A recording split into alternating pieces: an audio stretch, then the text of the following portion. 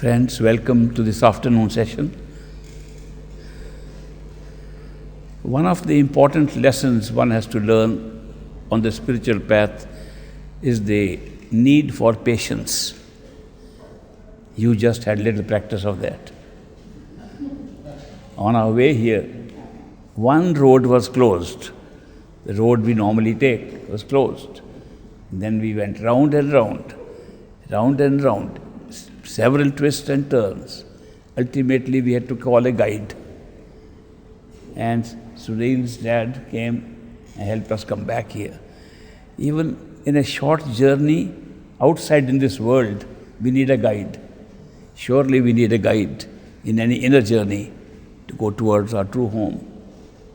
That is why it is necessary to have a living master, a living guru, one who can tell us the way because he has gone on the way. A living master's qualification is not that he should have read many books. He could be completely illiterate. He could be completely uneducated. That is not the requirement to be a perfect living master. The definition of perfect living master is he should have gone on the very path which he wants others to take. He should have gone himself to the very destination where he wants his disciples to go. That is the definition. That is why he knows the ups and downs of the way. He knows that there are many snares on the way, and therefore trying to reach there on one's own is hazardous and very full of dangers. So we should go always with a guide, a perfect living master. There have been many paths to the same destination. The destination being discovering ourselves. But when we say discover ourselves, it can mean just discovering our astral body, the body that moves from birth to birth, from one body, physical body, to another. Most people address that body as the soul. People say, he died, where is his soul gone? They are not talking of the soul at all, they are talking of the astral body. The soul does not move. The soul never goes anywhere. The soul is fixed in one location. The experience around the soul moves around. And therefore, the experience that moves around from body to body is the experience of the astral body, of the disembodied spirit of a human being. Our disembodied spirit moves from one body to another. And the process of reincarnation and transmigration is not really of the soul, but of the astral body. So, in a very loose way, we call it the soul. People say, where is the soul gone after his death? So, the soul remains firmly entrenched in its own home, and the discovery to go to Sachkhand is not really a journey at all. It is to discover who you are, where you are. All the movement that has taken place is outside. When we go in a car, another car is passing by, sometimes it looks like our car is moving, whereas that car is not moving. We can be mistaken by the movement of something else. We are now constantly mistaking our movement as the movement of the soul with us. Soul does not move. The experience around it moves and creates all that we can see, hear, touch, taste, smell in this world, in the astral world, in the causal world. And all the three worlds, it's a creation where the soul experiences movement but does not itself move. There are many paths to go to these three worlds. Most of the saints and gurus who have come in the past have taken us to the astral plane. And it looks like Sachkhand, looks like the final stage. Without the guidance of somebody who has gone beyond that, we can never know it is not Sachkhand. It looks like the place from where this world is being created. It looks like the place where all the descriptions of heaven exist, and they exist there. It's a place where we don't have gravity, for example. We are free to fly with our astral bodies. There is no worry about putting on weight or losing weight. No dieting is necessary there because we are all light. and can move about freely. People often mistake that astral body to be our soul. They say the soul is very light.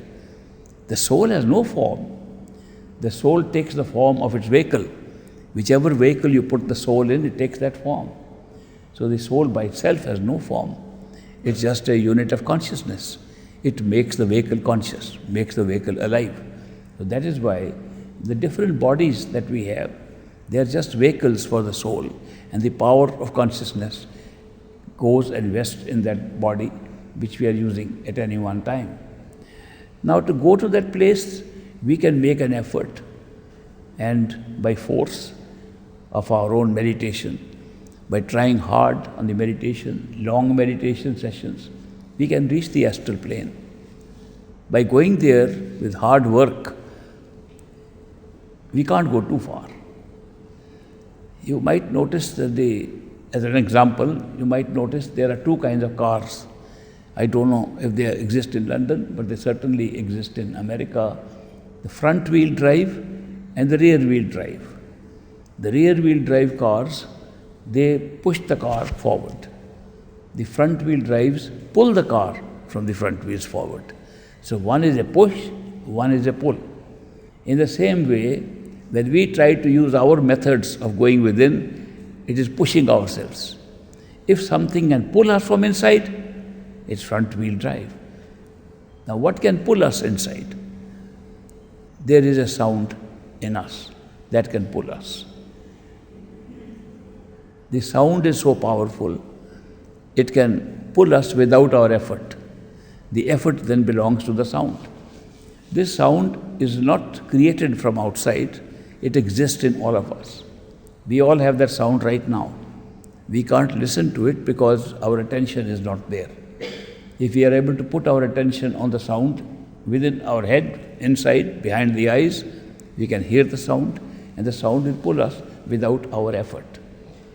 In fact, many mystics have said that the best way to go to the highest regions is through the pull of the sound. So they call it the sound current. It's a current that can pull us. And because it can be heard, they call it the audible sound current. The audible sound current exists in all of us and is a natural gift from the Creator. Everybody has it. But to learn how to use it requires the help of a guide. This sound, if you sit quietly with your eyes and ears closed, you can hear it. Anybody can hear it. It exists in different forms. It can be like a little roar of thunder. It can be like when a train reaches a station and the echo of the train under the platform is there, it can be that kind of a sound.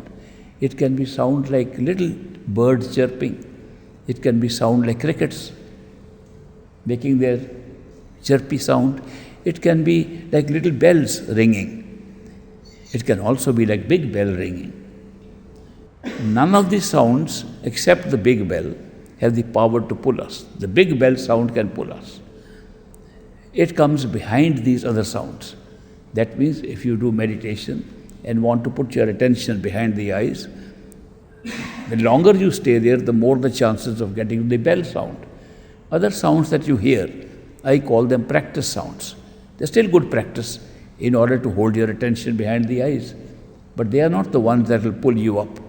When the bell sound comes, it has got such a ring in it that it sweeps you off your feet and pulls you right in.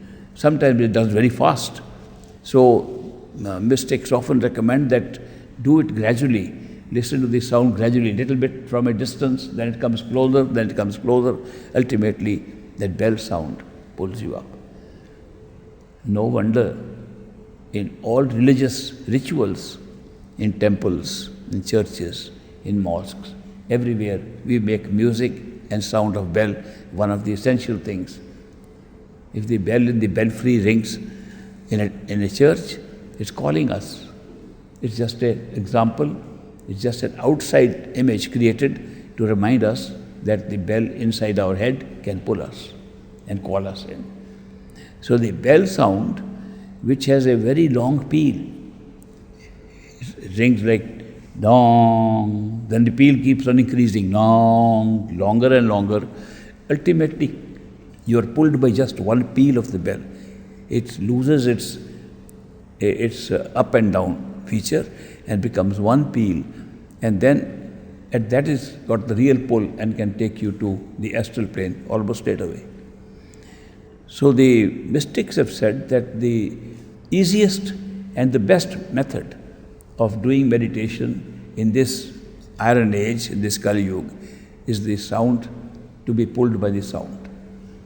So they call the yoga of Surat and Shabd, that means the attention and the sound, as the highest yoga. El Camino Real, that means it's a royal road. Royal road to your home is to go along the sound. What exactly is this sound? This sound is merely a manifestation of consciousness. Because we are conscious, therefore the sound exists in us. And this sound is the real link between consciousness of different levels.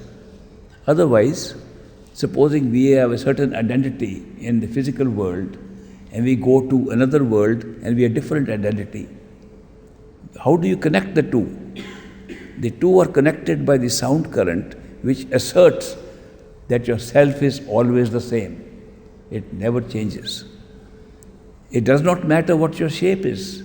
It does not matter what form you take. The self remains the same. When you go to sleep and have a dream state, that dream body is not this body. It's a different body. This body is sleeping in the bed. The dream body becomes a new vehicle for you, yet the self inside that body is identical and the same as the self in this body. You don't feel you are seeing somebody else, you are the somebody else. So you become that self. A Chinese philosopher, Fa Hin, he got a dream. In the dream, he felt he was a butterfly. And he flew about with his little wings in the garden. And he saw such beautiful flowers he had never seen in his life. The colors were so sharp, light was coming out of the colors of the flowers, and he was very impressed. He said, these flowers are certainly much more real than any flowers of this world. The whole of that experience was more real than the experience of this world. And then he woke up.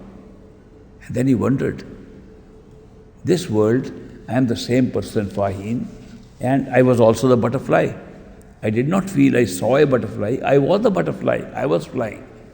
Now I question, am I Fa Hin, who dreamt he was a butterfly, or am I a butterfly who is now dreaming I am Fa Hin, the philosopher?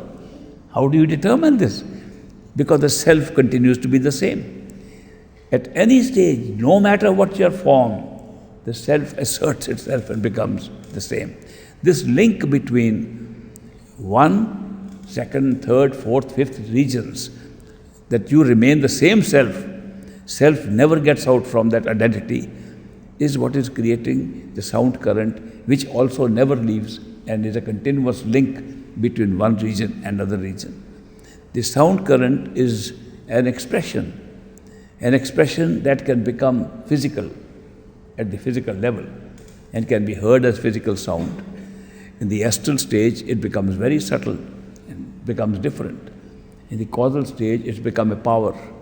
Above that, it's part of the self and it's part of consciousness. So therefore, this is not ordinary sound. It is a creative power. Creative power that in the physical stage can be heard. So that is why we call it the audible sound current, that it can be heard. Therefore, it's useful to us even right from here when we are in the physical body. So the best method of meditation recommended by these perfect living masters now is putting the attention on the sound current inside. Of course, you have to do other things to come to the place where the sound can be heard. For example, the distractions of this world, thoughts of this world come in the way. Therefore, the masters also give us some words to repeat, like a mantra. A mantra is, they say these are holy words, repeat them or chant them. Why do we chant them? Not so much for the magic, there may be magic too in those.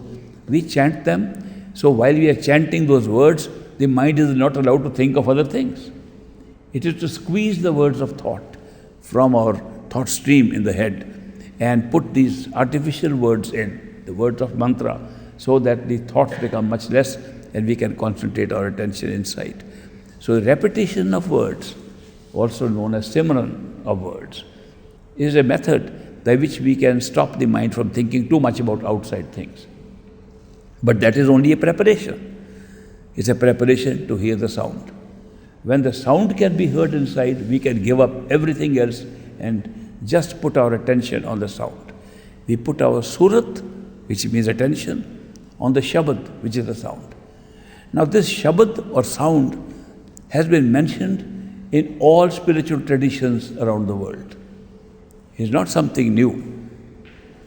For want of any word to describe that power, we have used the word. We call it the word. And in the Bible it says, in the beginning, John's Gospel, opening lines, in the beginning there was the Word, and the Word was with God, and the Word was God.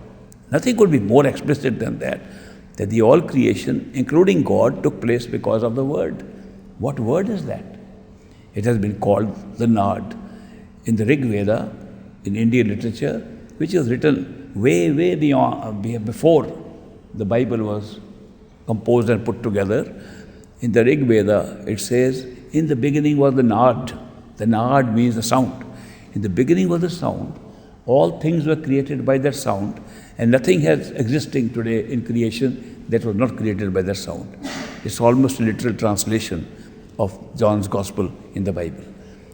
Similarly, in the Islamic traditions, they talk of the kalma, the sound that can pull you in. They talk of Bang-e Asmani, the sound from the sky. And the Maulvi, or the head of a mosque, calls aloud, sings aloud, calling them to say that there is the sound coming to pull you up. These are outside examples. If you look at the architecture of the old temples, you will see that the old temples are made to designed like the head of a human body. The Buddhist temples were round-shaped stupas, like a bald head. There are many of them existing today, and the monasteries were constructed underneath those. Similarly, in certain stages, the headgear included certain top forms on it. Turbans were raised in a certain way, and the steeples of the temples very often resembled those old headgear also. So you will notice that these outside temples, outside places of worship, were created as an image of the real place of worship, which is our own body and our own head.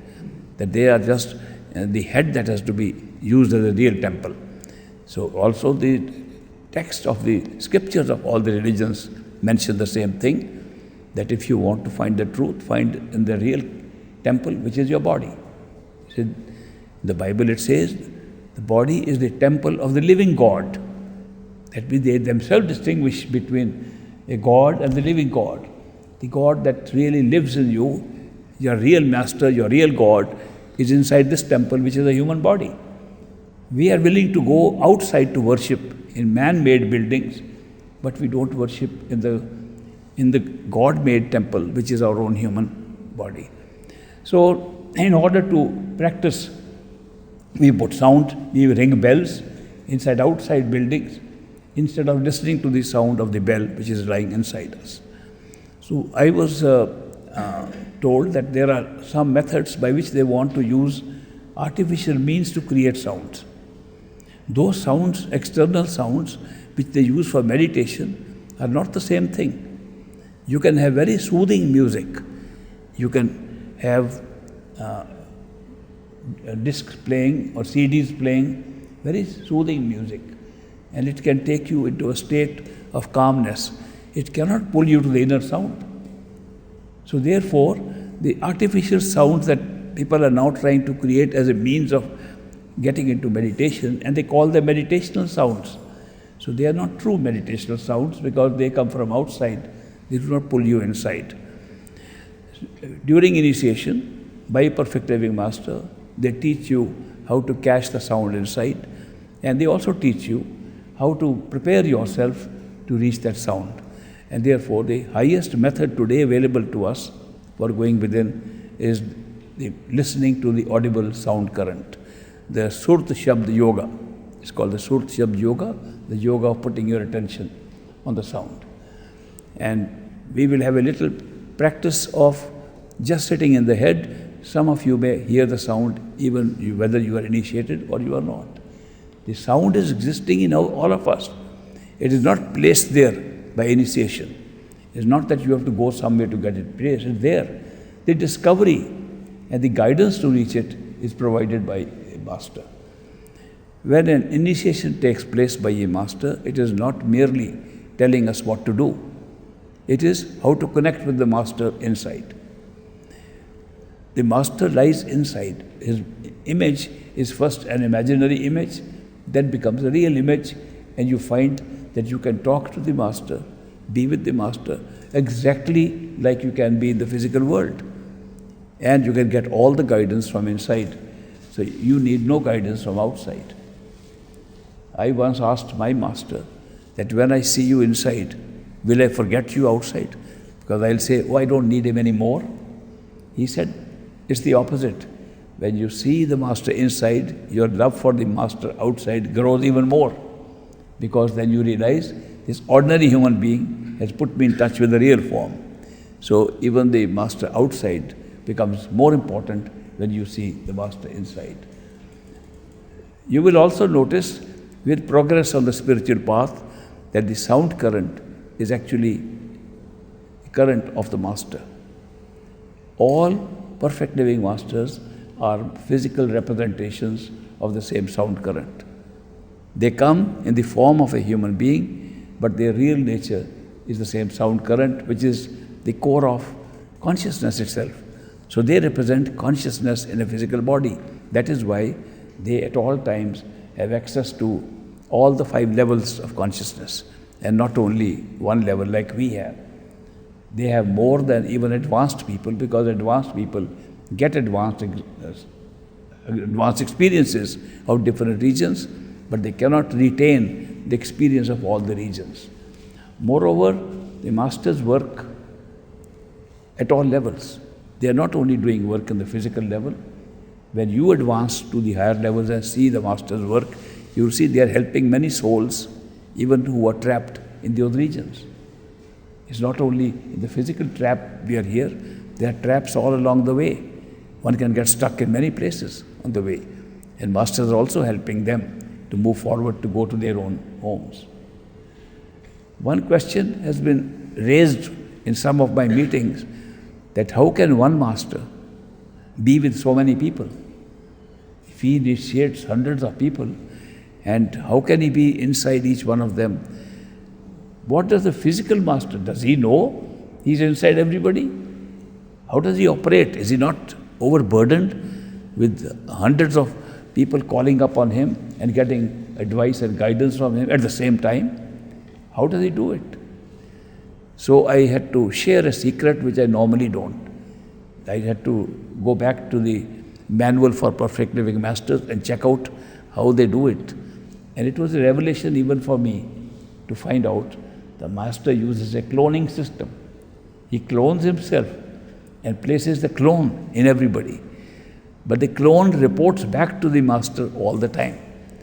And when we talk to the master inside, it is reported by the clone of a master who is with us, can be seen, can be felt, can be experienced, reports back to the physical form of the master, who intervenes and gives instruction to the clone what to do in case we need help. So it's a very easy arrangement through this process. It's not a physical clone, it's a spiritual clone. And therefore, the master is available everywhere because of that system. So masters can be accessed anywhere in the world, and they are always there inside us. Each one of us who is initiated by a master carries the master with him in that form. The form is of the astral region. It is not form of the physical region. It resembles the physical region. The master can show himself exactly in the same form as you saw in the physical body, but then it can change form also.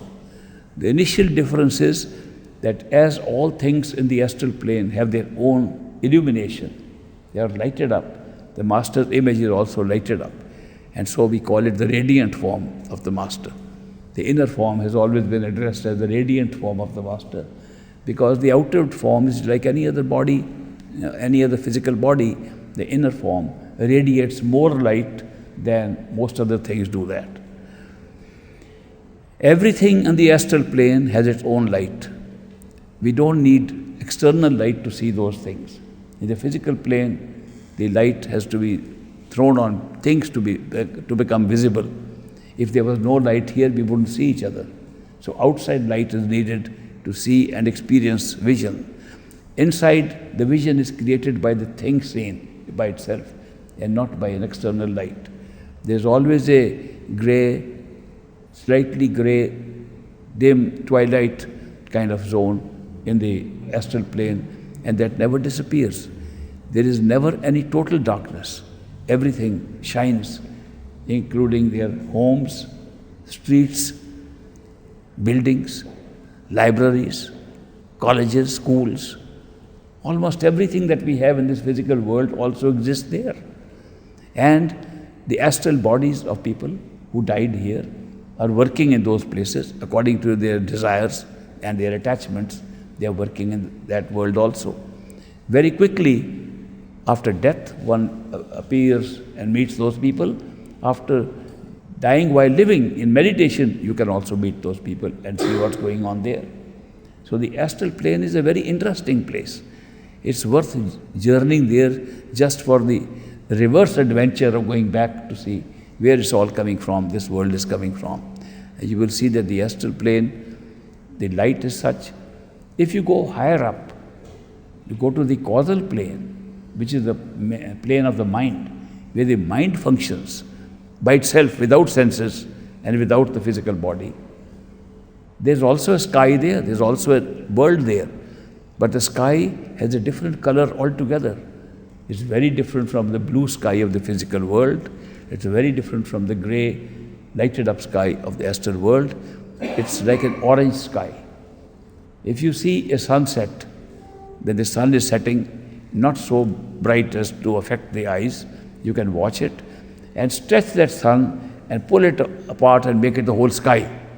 That's how the sky looks in the causal plane. The skies look so different in these planes, and when you have those experiences, you wonder how you missed out those experiences which all lie inside each one of us.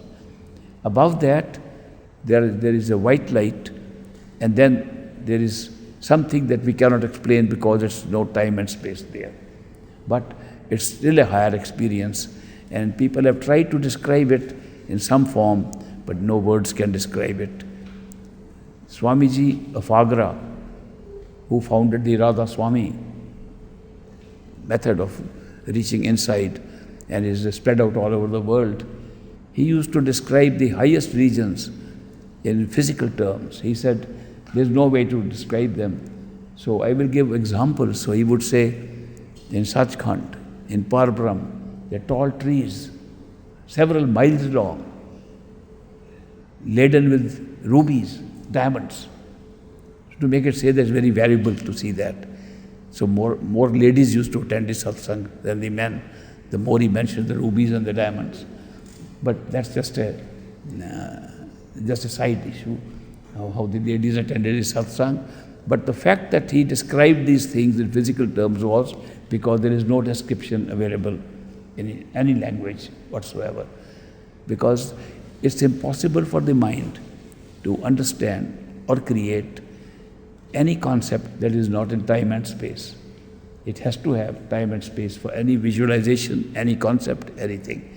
And those stages are beyond that, and therefore there is no time and no space.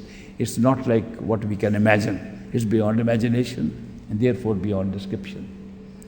So at initiation, one is instructed how to use a mantra in order to make the mind rely more on the words you are uttering in mantra than think of other things. Basic reason. Perfect living masters also make the words magical too. The words that they give as mantra are used mechanically for squeezing out the words of thought, and they are used as a safety guard against negative influences also. For that they are given a magical power that these words, when they are uttered by us, do not allow any negative entity to come near us. There are negative entities that roam around, and those demons and those monsters who are at the spirit level, they are kept away by these words. In fact, when you see anybody negative, you can repeat the words and the negativity is kept at a distance. So they are words of safety also. So you remain safe. And they are not words that necessarily have power of their own. They are charged with this power by the master, so that when you use them, they become a safety valve for you. You can use them whenever you think there is danger, and they always work. This is a lifelong experience. Most of the things I share with you have come to me from great master. Any authentication of those has been through my experience and not from books. You might be surprised, I never read any spiritual books till I went to America. On a scholarship, I went to Harvard University. People began to ask me, what about that book? It says this. What about that book? I had to see what books they're talking about. So I had to read them. Otherwise, you don't need the reading of books unless you are intellectually curious about these things. If you are intellectually curious, certainly, there's a lot of literature available. But reading of books will not give you what the practical meditation will give you. Reading of books is theoretical, and you can only learn about things, but you cannot reach there. Supposing somebody says there's a very nice beach in Hawaii, and one should go there and have a holiday. It's called paradise. As you read a guidebook, and you take a schedule of airlines that go there, and go on reading again and again, you can never reach Hawaii. Nor can the description match the actual experience of being there. But we do that. We think reading of books is good enough for getting not only salvation, that by reading of books we will reach Sachkhand. People are trying to see that what kind of scriptures, because they are called holy or sacred or scriptures, that by reading those books we will reach somewhere. And the Sikh faith, the Guru Granth Sahib is their holy book and considered to be their guru after the 10 gurus. So people read them. Sometimes they don't even read it themselves. They make somebody else read while they go about their general business, and they say that a Akhand Path is going on and endless reading is going on there, and then they don't even listen to what the book is saying. The very book that they are reading says, Padiye jete bars bars, padiye jete maas, padiye jete saans swas. That even if you study every breath of your life, if you study every month continuously, if you study books all year long, it's nothing more than the development of your ego. It's nothing more than you get an ego, I have read so much. And that is not the way to get it. But we think reading that very thing can give us salvation. So we are depending so much on reading of books and thinking that it's a salvation or that we are getting something. We should do what the book is saying. The book says very clearly that you have to go within. And to go within, you must look at the face of a perfect living master. That very book is saying. Again and again it is saying that. Same thing is true of other scriptures. The Bible says that very clearly. That we should go within. All the Hindu scriptures say the same thing. That go inside the temple, which is the human body, not outside. But we think that going to man-made buildings outside and to go to man-made literature published by us will take us to holy places inside. That doesn't happen. We have to see what the books are saying. They are saying, do this, then you can get the salvation. You follow these instructions which are given there, then only you will get the results. So we have been caught up in this big mistake, I would say, of believing that merely reading of scriptures and literature will take us somewhere. They are guidebooks. They tell us what to do, how to go to our true home, but they do not take us to the true home merely by reading. They certainly help us to go home by following what they are saying that you should do. And they all recommend that you must have a living guru whose face you can see, whose hand you can hold. If you cannot hold the hand of a guru, the guru says, the book says, you will go nowhere. So we can't hold hands with books. We can't see the face with books. And yet, we believe the books more than we believe a living person. We cannot rely on something that has been given to us by even perfect living masters who are no longer alive. We have to a live person, because supposing we rely on somebody who has passed away, how do we know what he's saying except what our mind interprets it? There are so many interpretations, discussions going on, debates going on, that this is not the meaning of this phrase, this is not the meaning of that phrase. Therefore, only a person who has traveled the path that the scriptures are telling us about, who has actually gone to Sachkhand, to our true home, and is here with that knowledge and consciousness of his true home while he speaks to us, can help us and guide us. There was a mystic named Sheikh Farid.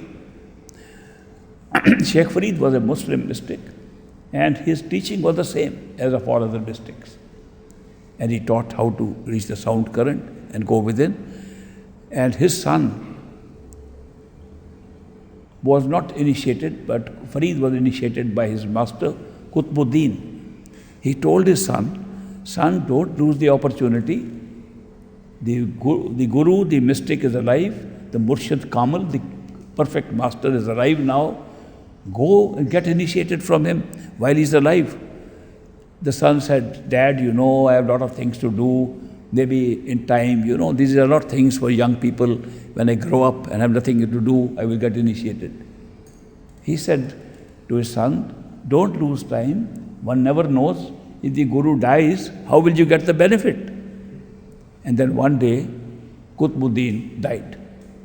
And the son, realizing he is dead, the dead body is lying, ran, shaved off his head, which was a practice of accepting initiation, and put his head on the feet of the master, the dead body of Qutbuddin.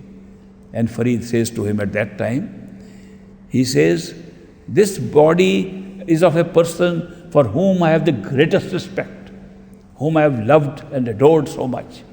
And yet I tell you, my son, you're getting nothing out of it. It's only flesh and bones left. The master is gone. After death, you can take no advantage of him. You missed the chance. But later on, Qutbuddin had said that Farid will carry on his work. So Farid then initiated his own son afterwards. So the point he made is, he said, unless you can hold the hand of a living person, a living master, you're getting nowhere. It's not in your mind and imagination that you can go to these places. The living master, when he initiates you, becomes a part of your consciousness. He resides in you, helps you from inside and outside also. We need outside help till we can manifest the form of the master inside. But once we find that the master is inside us, we are guided continuously by that form inside. So that is why it's necessary, if we want to really go on the royal road to go back to our home, to have a perfect living master who can initiate us at the right time when we are ready. We have to be ready. And it is only the master who can determine if we are ready or not. When somebody feels I am ready, the master may feel that he is not perfectly ready and he needs a little more time. He can ask him to do something in the meanwhile till he gets ready. But every seeker, everyone who seeks the truth within himself, does go home one day. It's a matter of time. Sometimes it can be just this very life, next month, in a year, in the next life, in second life, maybe much later. When the masters come in their physical body, they all carry a little mandate and they carry a list of souls, and they are called the list of marked souls. They are bound to take them home. That's why they are there. They come and become physical beings for us, for our sake, so that we can go back home with their guidance and help.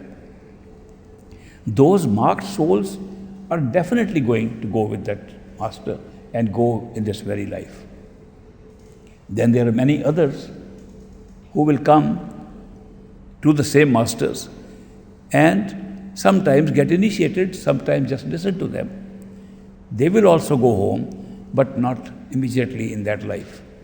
They will go in a subsequent life and they will meet another master. Every time anybody is initiated by one perfect living master, even if he dies without going anywhere, he will still come back, get initiated again. But the master dies too in the physical body. So the disciple and the master are dead in these bodies, they will be reborn in some other bodies, but the same being is also initiated again by another master. The master who takes that soul back home finally is the master in whose list you belong. Your name is written in that list. And so it is said, even in the Bible, many are called, but few are chosen. And people have not understood the meaning of that either. It only means that many people will be called to a master, will be there, but a few are chosen ones who are marked sheep and are taken home that very life by that master. So the master knows who are the marked sheep, and he will make sure that they are carried. Sometimes if a person is initiated by a master on whose list he is, of course he has great seeking, but the mind can put obstructions on the way and he doesn't want to go home, and the master has to carry him home. It is like the example of the shepherd and the sheep, that the shepherd brings back all the sheep home, and if one sheep runs away, the shepherd runs after him, picks him up and brings that sheep, carrying that sheep. The others all follow. So the master does the same thing with us, human sheep who are marked in his list. As a shepherd, he makes sure that we are taken back home. So I have shared this information with you based on the teachings of the great master, Hazur Maharaj Baba Sawan Singh Ji. He proved his authenticity to the hilt by making sure that we all get the experiences that he had and he shared with us. So I hope you will all benefit from this little discourse on the spiritual path, and you will get, if you have not already got initiation from a perfect living master, you will get initiation from a perfect living master and go back home. I wish you all success. We may have a little bit of meditation now, and then there will be personal interviews time. For the meditation, take a position on your body which is comfortable enough so that you don't go to sleep. Uncomfortable enough, you don't go to sleep. Comfortable enough that the discomfort does not draw your attention there. If it's too uncomfortable, you can get up and walk and sit down again. It is not a path, it is not a path of stubbornness. It's not that I want to be stubborn, I must get it. You don't get it that way. You'll just fight your aches and pains. So the best way is to sit in such a way that you are not so comfortable that you go to sleep, not so uncomfortable that the discomfort draws your attention away. That's the requirement. Otherwise, there is no special posture. Some people referred to me about the 84 asanas mentioned in Patanjali's Raj Yoga and some other literature, that you can use many different forms of your body, twist them around. And they were all doing these different asanas, the old yogis. People forget that the purpose of those exercises was not to attain spirituality, it was to keep the body fit. Many of these yogis and practitioners of meditational procedures were using little caves. They dug the caves in the walls, not to be disturbed, and they would have a cave, block it, close their eyes, ears, so that no disturbance takes place. And within the cave, they could have exercises. They'd exercise every muscle of the body. So they designed many exercises, yogic exercises, for that purpose. And we sometimes read books on yoga as a regular exercise regimen, that we are just to do exercises to keep our body fit, and that sometimes we believe that maybe these exercises will take us back to Sachkhand, to our true home. No, these exercises are only for the body. They keep the body fit. You have to exercise with your spirit, with your attention, with consciousness, in order to go anywhere higher inside. In this little couple of exercises we'll do now, the object will be to tell us firstly that the attention, which is the tool we have to use in meditation, can be moved anywhere we like in our body or outside. It's within our control. It's part of our free will to move the attention where we like. And then the second experiment will be that we do not have to rely only on these physical eyes, ears and things to see things. These exist simultaneously inside us, and we can use the inner eyes, inner ears to see things and hear them. These two are preliminary exercises. And tomorrow, if we get the time, we'll do some real exercise of meditation where you draw your attention to the third eye center. I hope you're all agreeable. How many of you would like to do it? Okay. I think almost everybody. Few exceptions. The exceptions can wait and watch. In the first exercise, I call it the orange juice experiment. Why do I call it the orange juice experiment? Because I am going to use an artificial imaginary system by which our body is assumed to be made of glass and is hollow inside and filled with orange juice. That way, you'll be able to see the orange juice in your body, and I will then give instructions during this exercise to lower the level of the orange juice. And as we lower the level, your attention will go from one point to another point in the body, and you'll get a practice of moving attention wherever you like, which practice will be useful for you later on tomorrow when you want to withdraw it to the third eye center. In the orange juice experiment we will try now, we will assume that the body is made of glass. It's a glass jar made into the shape of a body. It's empty, hollow inside, and we are going to fill it up by imaginary orange juice. And we'll fill it up right from the toes of our feet, the tips of our fingers, right up to the top of our head. Leave no space unfilled with that orange juice. Then I will say that you lower the level by using valves which are fitted into your tips of the fingers. When you press the fingers, the orange juice escapes drop by drop. When you release it, it stops. That's the valve in the fingers. Similarly, there are valves in the toes of our feet. When you press the toes, the orange juice will flow out. When you don't do it, it will stay inside you.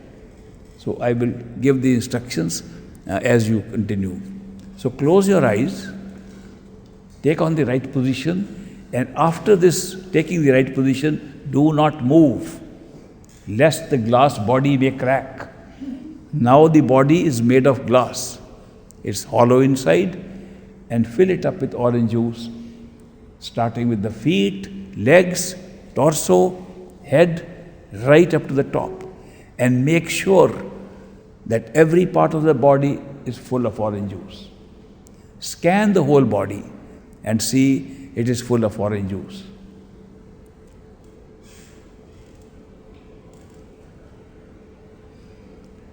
No space is left unfilled with orange juice. Every nook and corner of the body must be filled up. No empty space has to be left in the glass body.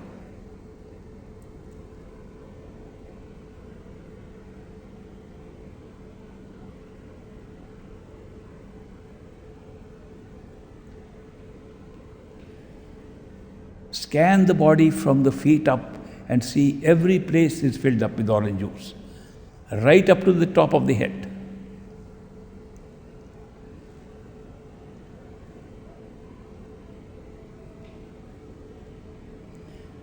Go carefully checking every part of the body is full of orange juice.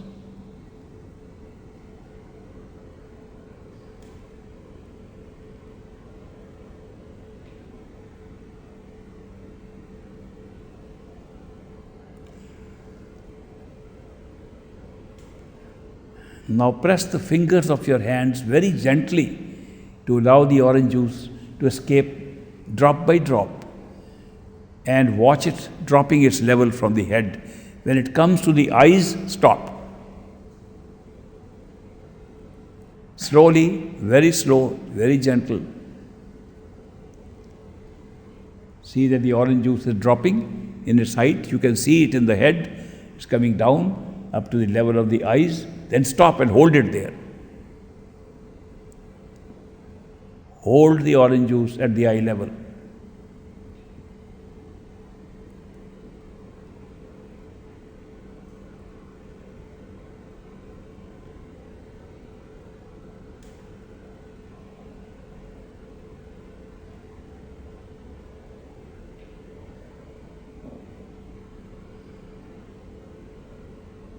Check that the orange juice surface is floating behind the eyes and the head above it is empty.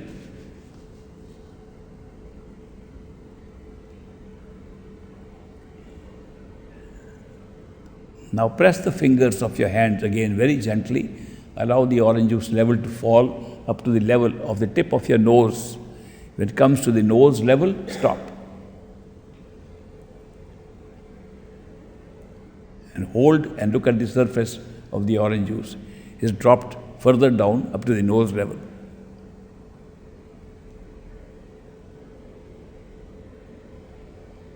Now press your fingers again very gently. Allow the orange juice to go out drop by drop till it comes to the level of your mouth. When it leaves the mouth, just stop there.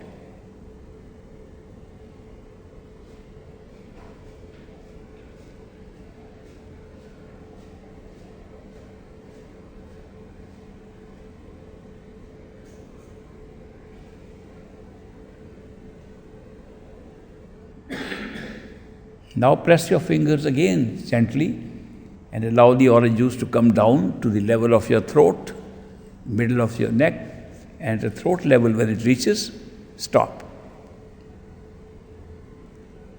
Hold at the throat level. Check that the whole head is empty now. There's nothing left in the head.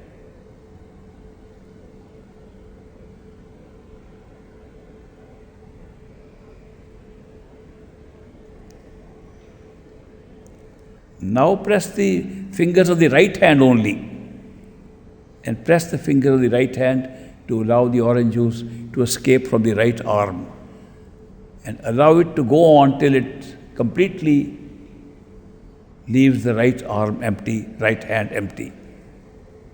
Keep pressing the fingers of the right hand. Even little more you can press to vacate the right arm completely. You can shake the right arm slightly in order to make sure that there is no orange juice sticking in the right arm.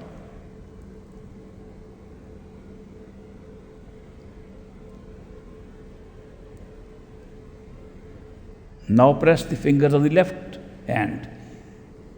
You can press them deep so that the orange juice escapes quickly from the left arm and goes out from the fingers of the left hand, and keep on pressing till all the orange juice has gone out from the left arm.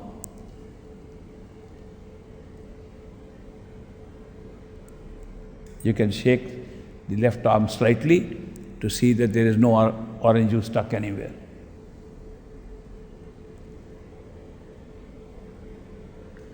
Now you will notice the orange juice has come automatically down to your heart level. Hold it there and examine, is it the surface of the orange juice is at the heart level?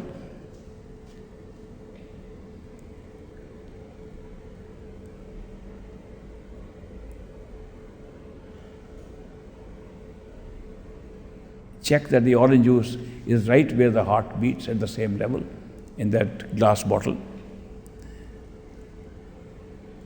Now press the toes of your feet. Allow the orange juice to escape from there and watch the level of the orange juice going down. When it reaches your navel, the belly button in the middle, stop.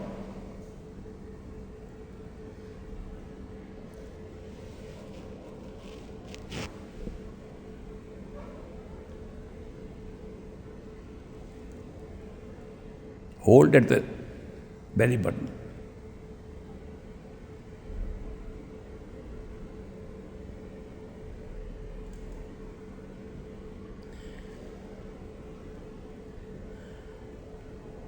Now press the feet, the toes of the feet again, and allow the orange juice to come to the bottom of the torso, and it should be only left in the legs.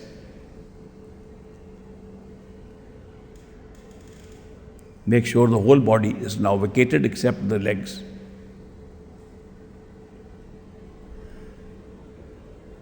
Now press the toes of the right foot only and allow the orange juice to escape from the right leg. And press it heavy so it can go out quickly, and make sure the right leg has no orange juice in it. You can shake it slightly to make sure there is no orange juice. Now press the toes of the left foot, and you can press them deeply so that the orange juice flows quickly and goes out of the left leg, and you can shake the left leg slightly to see there is no orange juice there. You have now vacated the whole body. Check from head to foot. There is no orange juice sticking anywhere in the body. If you still think there's any orange juice sticking, shake that part and let the orange juice escape by pressing the fingers and pressing the toes of your feet. Check that the body is completely clear from head to toe. There is no orange juice sticking anywhere.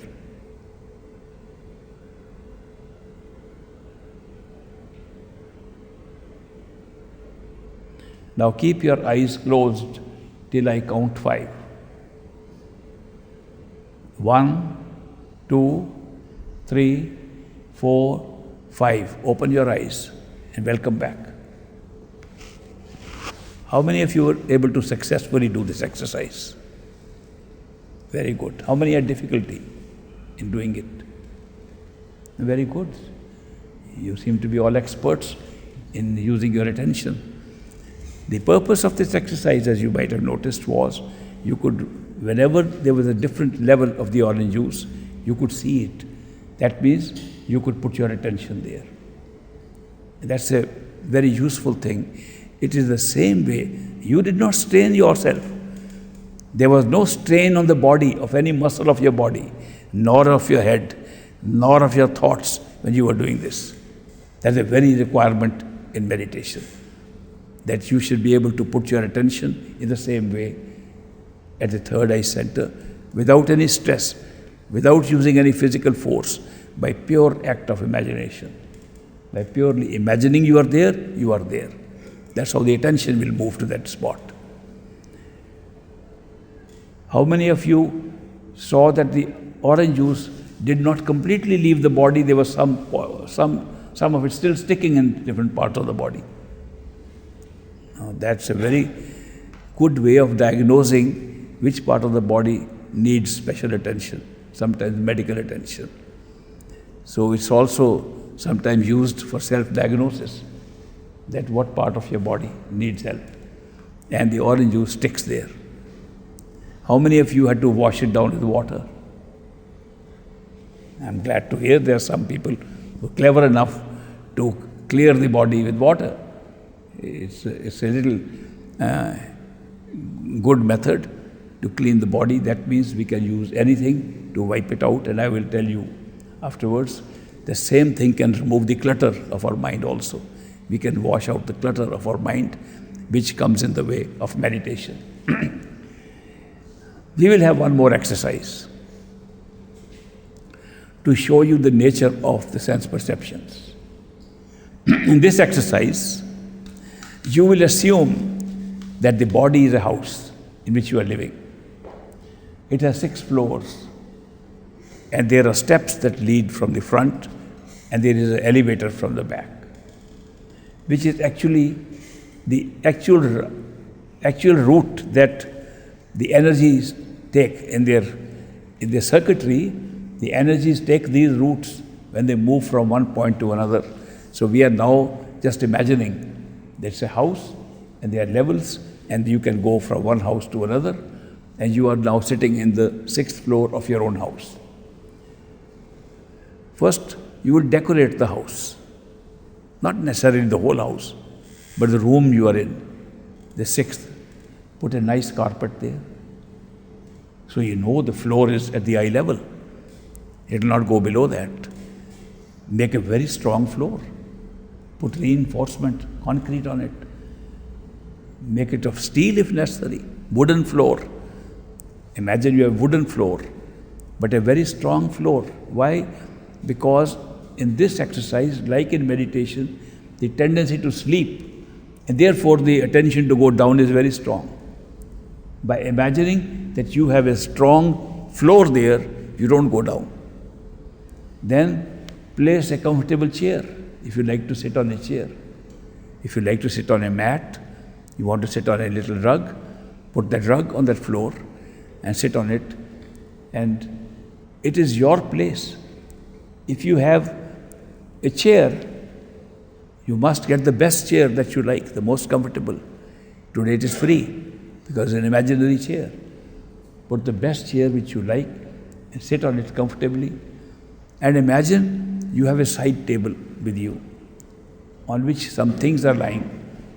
And the side table contains a bunch of flowers like these, and in a vase like this, and then there is also a drink like this one. It is not necessarily water. It can be any favorite drink of yours. And you also have a little plate, a little saucer in which you have your favorite snack. Imagine you have all these things sitting on the table.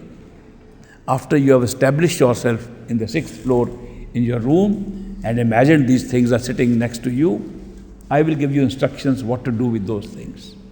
And you follow the instructions as I speak out. Quite clear, this experiment? Okay, now close your eyes and imagine you are sitting in the 6th floor of your house. And furnish the house and decorate it. Make the furniture, at least one chair. You can have more, but sit on one chair. A very well furnished little place for meditation. Because later on you will be using the same place again and again for actual meditation. In the center of this room, place a chair and sit on it. And have a little side table next to you and see that you have placed the vase of flowers, the drink in a glass, and you have your snack and a plate next to you.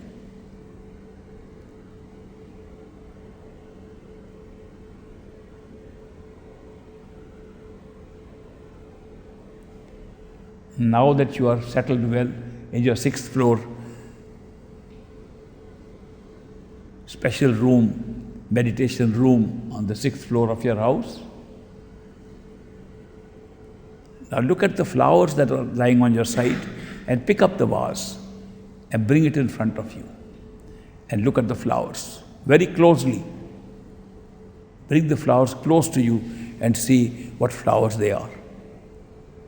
Have you ever seen them before? Are they your favorite flowers? Do they look different? Examine them closely. Do they change shape while you watch them? Are they brilliant, more brilliant than regular flowers? Watch them very carefully.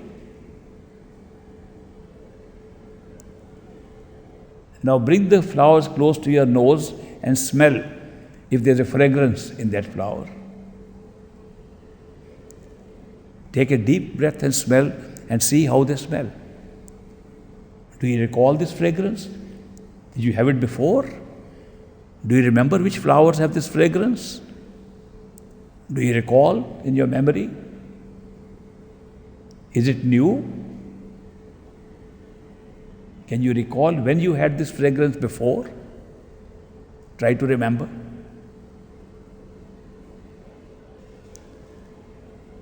Now take the flowers a few inches away from you and look at them again. Have they changed their shape? Are they the same flowers? Have you seen these before? Look at them carefully. Now place the flowers back on the side table. And pick up your favorite drink. and bring it in front of you and look at the color of the drink. Look at the shape of the glass in which it is contained. Have you seen that before?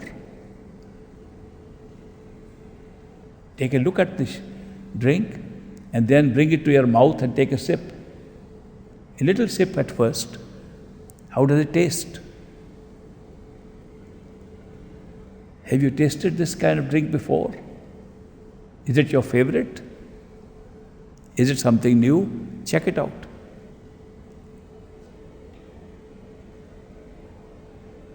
Now take the glass a few inches away and look at it again. Is it still the same drink? Has it changed color? Anything happened to it? Notice it. Now put the glass back on the table. Now pick up your plate of favorite snack. Look at the snack. Is it your favorite? Does it look different or the same? Take a bite of it and see how it tastes. Is the taste the same that you had earlier? Is it a new taste? Can you feel it in your mouth? Can you see how the tongue likes it or not? Take a little bite, little bite of the same snack again. Does it taste different this time or the same? Take one more bite.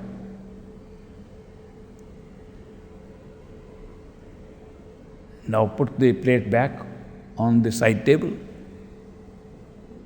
and keep your eyes closed till I count 5.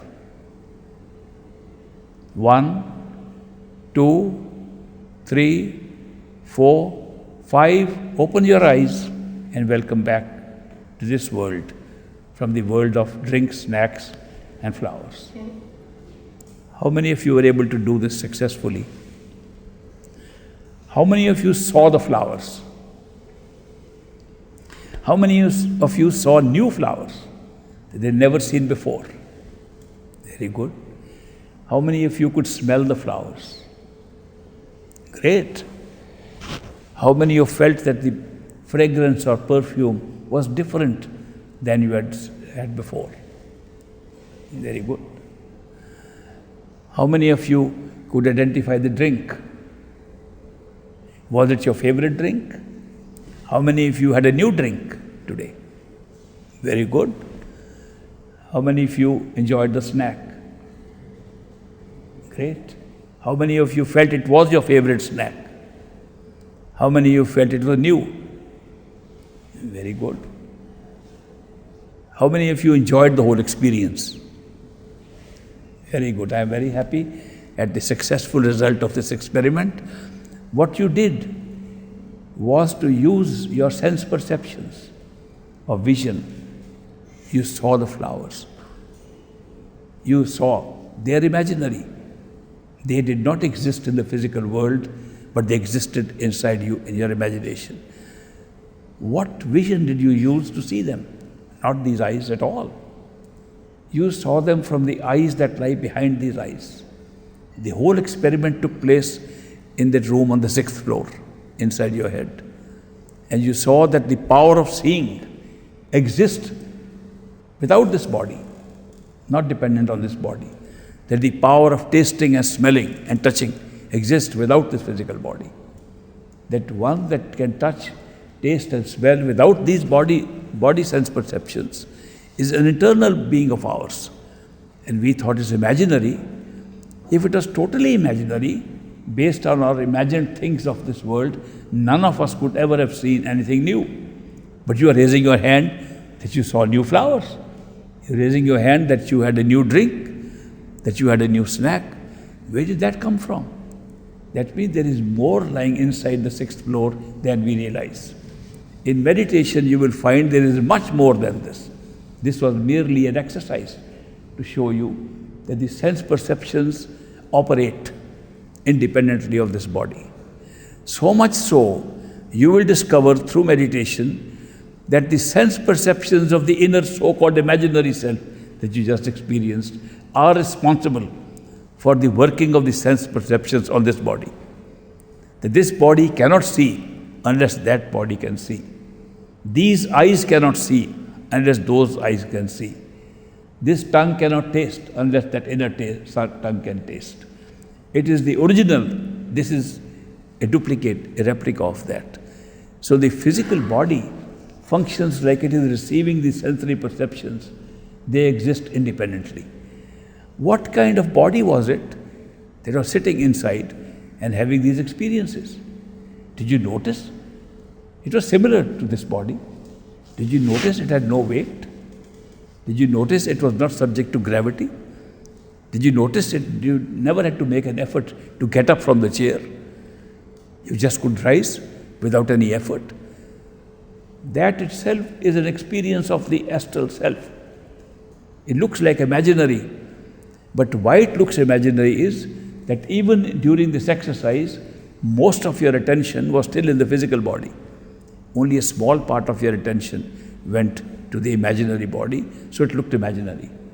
When more of your attention goes there, when the whole of your attention goes there, that will be your only real body, and this will become imaginary. And you will feel that an imaginary body in the physical world existed for us to examine the physical world. It's a great discovery to make in meditation, that what you thought was the only reality was a copy of reality.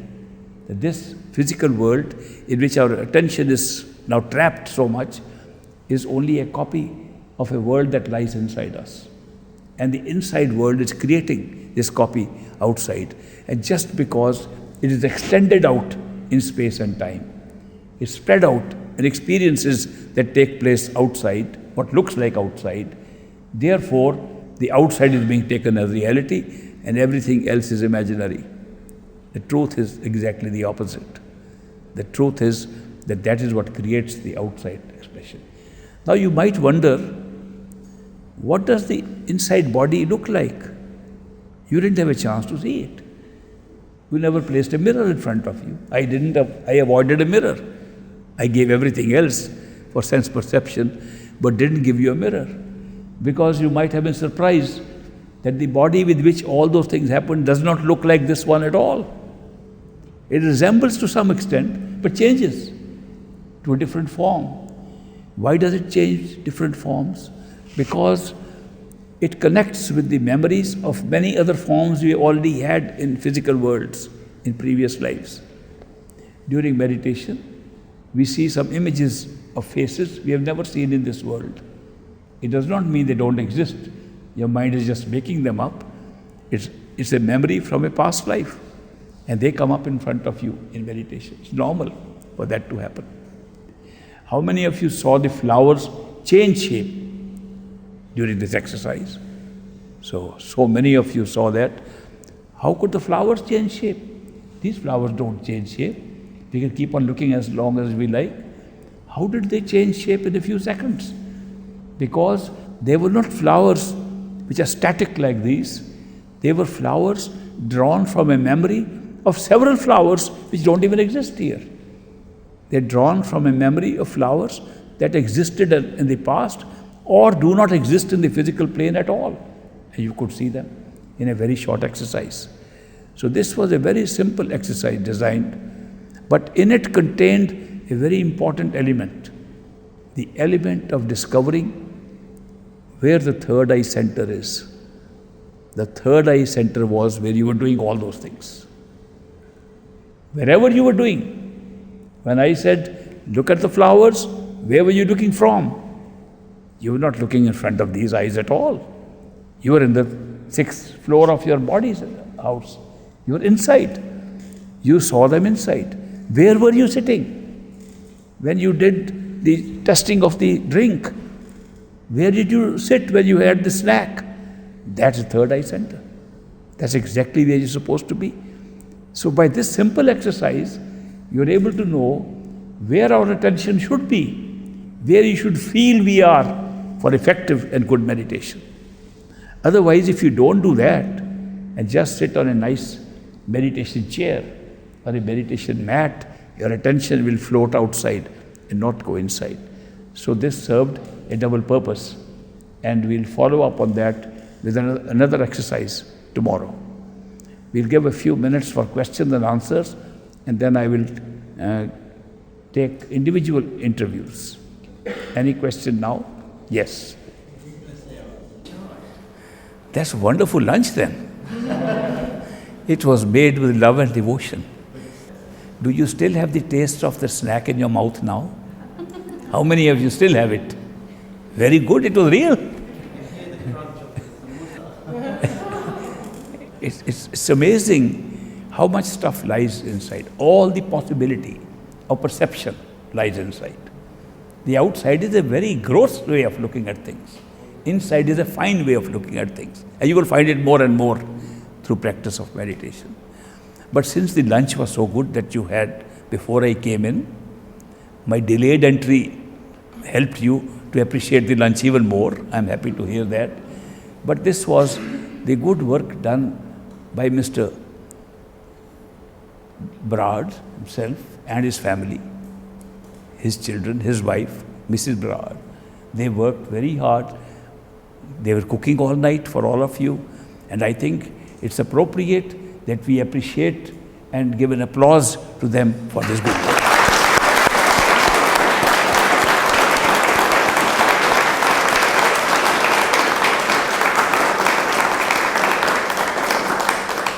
Thank you very much, Mr. Brad. Thank you very much, Mrs. Brad. Thank you very much, Anju, the organizer of the whole show. And thank you very much, Sister Ronika and Seema. They all worked hard. And some neighbors worked hard too with them. And since I was there, I saw that their hard work has paid off, and we had a very good meeting and a very good lunch here. So therefore, they did it as part of Seva. So before I end, I would like to add a word on Seva. What is Seva? Seva is service. When you do service, it should be done without regard to reward. If you seek a reward, it is not service anymore. It's labor of wages. You get your wages back. Whenever you expect a reward, then it's not service at all. Service is when you do service for no reason except the reward that you got a chance to do seva, that you got a chance to do service. Seva is very important. Great Master used to say, seva is meditation in action. That means if you do seva without expecting reward, you will find in due course the result was the same as you would get by meditation. So therefore, he said, in case somebody has difficulty in meditating, like the mind makes excuses not to meditate. Oh, I am too tired today. Maybe I'll start tomorrow. Maybe this is enough, 5 minutes is enough now. When the mind makes excuses, it will be more readily available to do seva. Seva is easier done by the mind than meditation. And therefore, if the mind is trying to be clever with you and makes excuses, jump onto seva. Now, seva of the Master is a great possibility.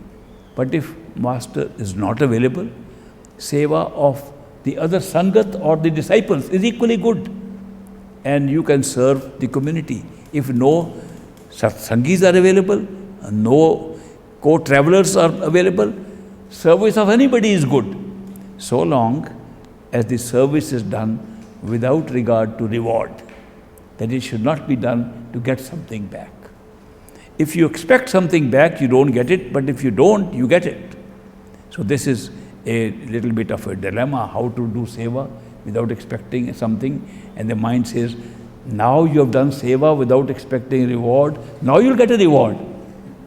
That destroys the effect of seva. So at that time, when we do service, we should not think of reward. And why is it as good as meditation?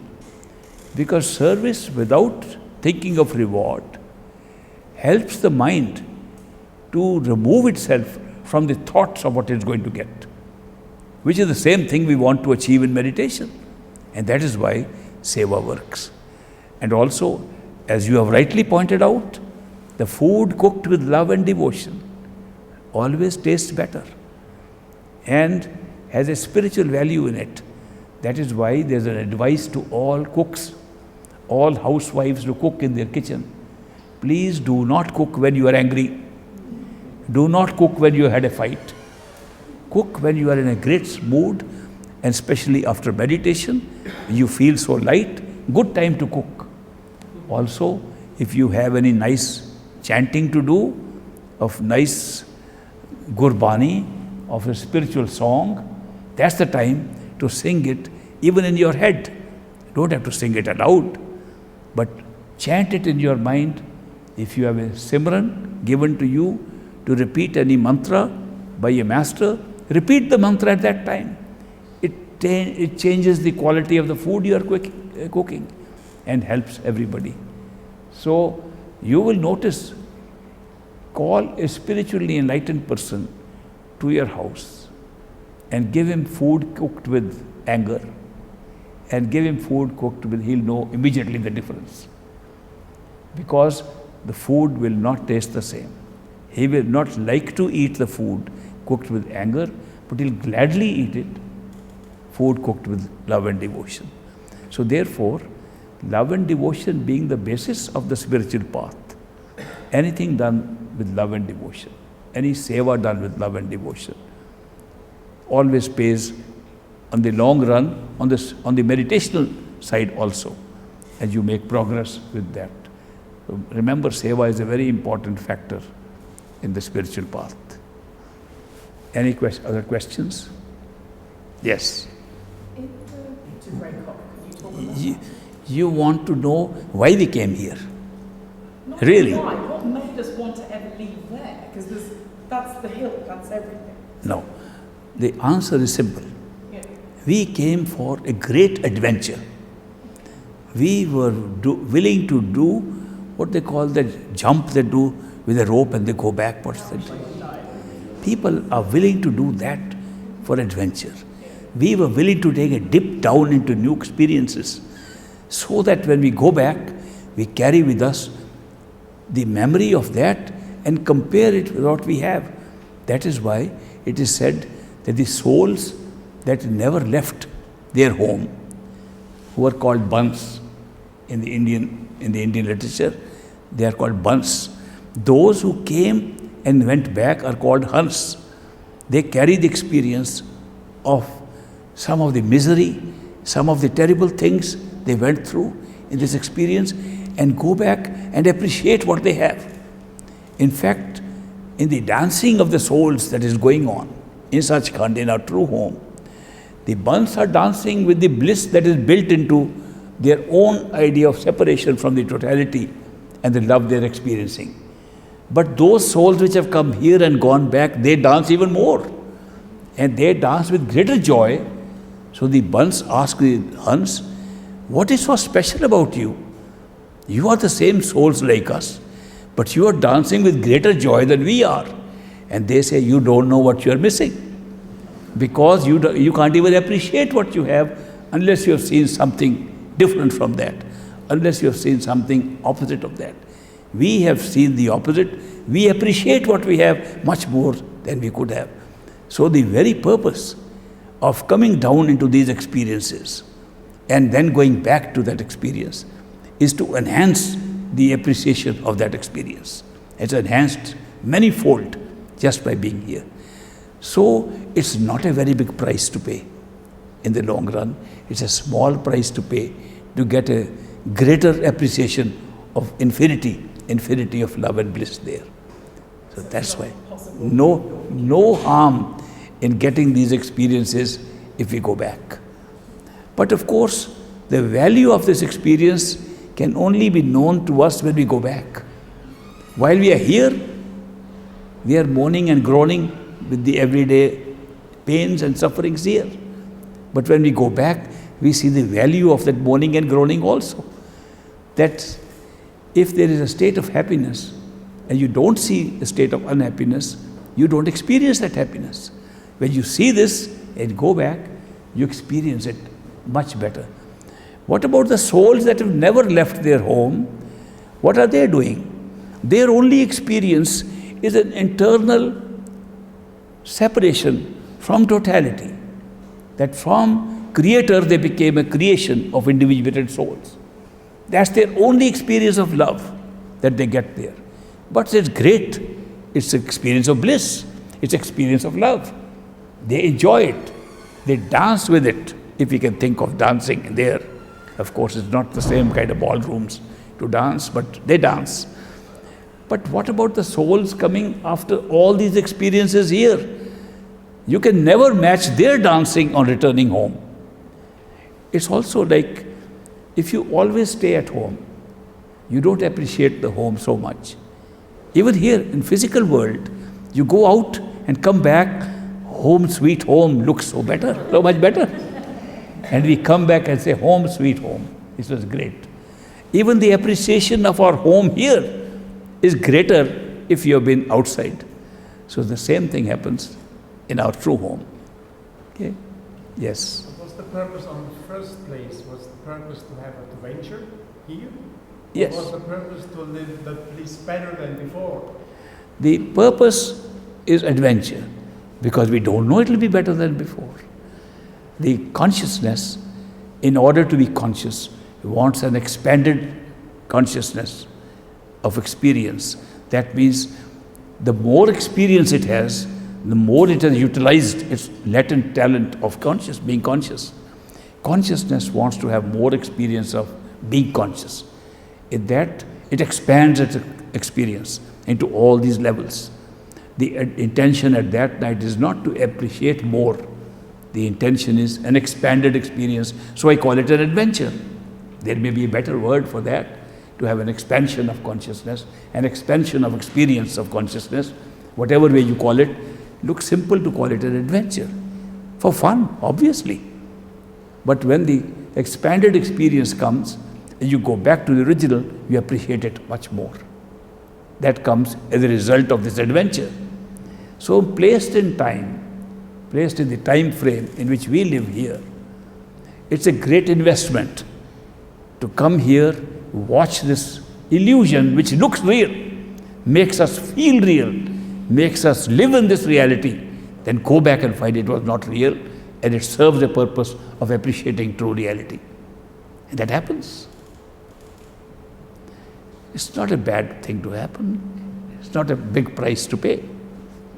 It looks big while we are here. While we are paying the price, it looks very big. We go back, we say, thank God, we were able to see what we have. It is not that we appreciate the experience we had here. It's the appreciation of what we always had. We enhance the appreciation of what is natural to us, we always had, just by being conscious beings. And we didn't know it. By seeing this side of the experience of consciousness, we enhance the appreciation of what we always were. It's beautiful. Yes. I understand what you said, but how the self cannot be consistent enough in itself to stay in without need to experience something in order to. How is it not consistent enough in itself? The experiment is being done by the self. Yes, but why we need to go out to experiment? Why is the self? We don't go out. We don't go out. Experience goes out. We never go out. We have gone nowhere out. We have only created an experience that feels like we are out. We haven't gone out. When you go to sleep in your bedroom, on your bed, and have a dream you are out in the desert, you don't go out to the desert. You are in the bed. Where does the desert come from? It comes from your dreaming state. When you dream, you create any location, you go wherever you like, but you remain where you are in order to dream. When you wake up in the same place. There was no desert, but you had experience of desert. And you are happy. You have a nightmare, you have a bad dream, and you are very much bothered when the dream is taking place. It pains you, surprises you, causes you anguish, and you wake up. Say, thank God it was a dream. That it was not real. Same thing happens here. When we rise to our true consciousness, we say, thank God it was all illusion. It was all created for a purpose. Thank God it's not real. Now we are in reality. Who says that? The self. Who had the dream? The same self. Who reaches to totality? The same self. Self never changes. Everything else changes. The self remains the same, whether you are dreaming, whether you are awake, whether you are at one level or another level, or whether you are back home in Sachkhand. Whether your totality and the creator is the same self. The self never changes. That is why these mystics say the path to discovery of reality is to discover yourself. Know thyself. Socrates said loudly, know thyself. You will know everything. You will know the creator. You will know God if you can know thyself. And the self is always the same, is always available to us. Self is not hiding. God is not hiding. Our higher self is not hiding. It is always there in the form of the self. Right now we know we are the self. Even trapped in a body, trapped in the physical world, we know we are the self. The self is always there. Never goes away, never hides away. You dream, you are still there. The self is having the dream, self is moving in the dream. You wake up, the self awoke from a dream. The self goes to a higher state of consciousness, the same self. It goes and expands to totality, same self. So the secret is in self. And then the wonderful thing is, the same self has a resonance and a power which becomes the sound current which we listen to in the self, which is the pathway, the royal road. That music that we hear is an expression, a manifestation of the same self. We have to distinguish between an experience and the experiencer. The experience is created. The experiencer is not created. The experiencer is who creates and experiences that experience. And that is the self. The self creates all experience, but does not create the self. It is experiencer of all experience, no matter where. Whether it's a dream, whether it's a wakeful state, higher level, totality and God's experience, all become the experience of one self, which indeed is the only reality. Ultimately, the experiencer is the reality, not the experience. And therefore, when we go back to the knowledge of who we are, we find we are pure consciousness, totality of consciousness, and everything has been created from there, including Sachkhand, including true home, including any kind of experience at any level is generated by the same consciousness, which is the self. Self is a very big thing. It permeates every level of experience, never goes away, never leaves us. You can be unconscious, the self is still there. You can be under anesthesia, having a surgery done on your body, and the self can still watch and see something else. The self never disappears. The self is never unconscious. The body can be unconscious. The experience can disappear and we can be unconscious. Self is always there, never disappears. It's permanent, immortal. It is not too difficult to know that the self that is immortal, never goes away, is the soul of a human being. And when the soul examines its own totality, how it is individuated, that is God. There is no difference. We have not separated ourselves from God. We are within God. We are participating in the experience of the self that was in God form. We became individuated to soul form. We became further creating and being part of, participant in an experience of causal plane, astral plane, physical plane, and became a soul trapped in all these bodies. But we are still the same self. So, when we say, is it I speaking or is God speaking? You cannot speak, I cannot speak unless God speaks. In some of the literature, a distinction is made between man's will and God's will. When they say, you should live in God's will, what does it mean? Where is God expressing His will? Where does He tell us what His will is? Rumi, Jalaluddin Rumi, answers this question. He says, people ask me, where is God's will? You tell us to live in God's will. Where is God's will? And he says, if God places a spade in your hand, he has expressed his will, dig. If God has placed a pen in your hand, he has expressed his will, write. What more do you want to know? If God creates circumstances around you to act in a particular way, act. What more do you want to know about God's will? Whatever is happening around us is God's will. Nothing can happen except with God's will. So how are you wondering where is God's will? Then why are you distinguishing between God's will and your will?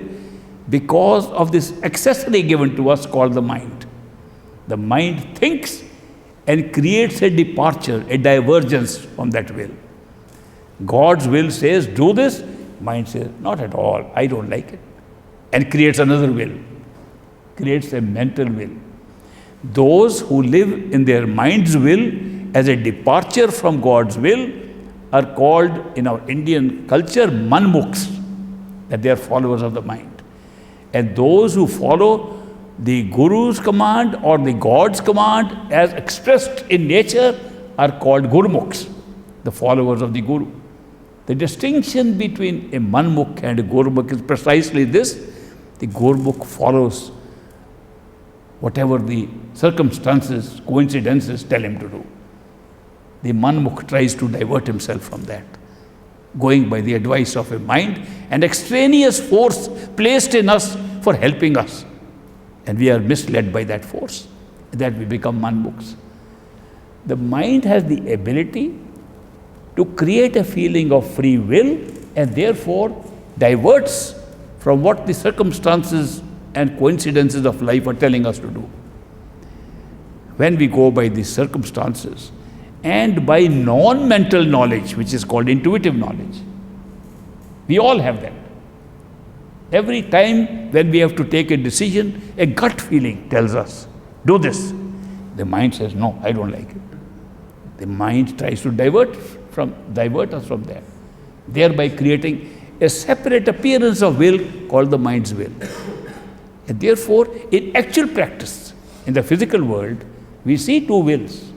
Eventually, even those two wills are the will of God.